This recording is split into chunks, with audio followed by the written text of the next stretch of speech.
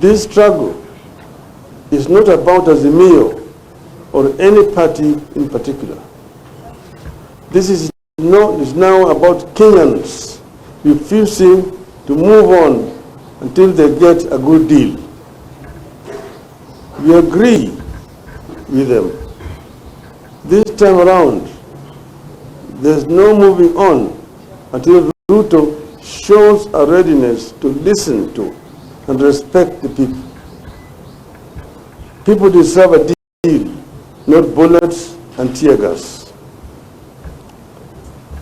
Kenyans clearly understand that if they let Ruto get away with his present display of disrespect, dictatorship and contempt for the people, he will try to get away with many other bad things.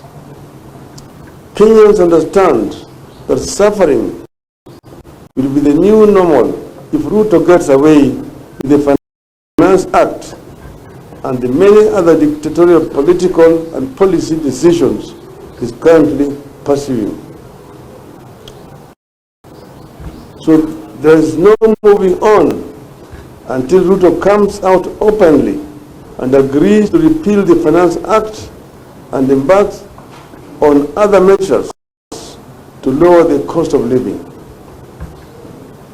There is no moving on until Ruto comes out loud and clear with the need to have a bipartisan deconstitution of IBC, reinstatement of the fired IBC commissioners, until he commits to respect and stop interfering with other political parties. The fight for multi-party and a new constitution was so painful, so deadly,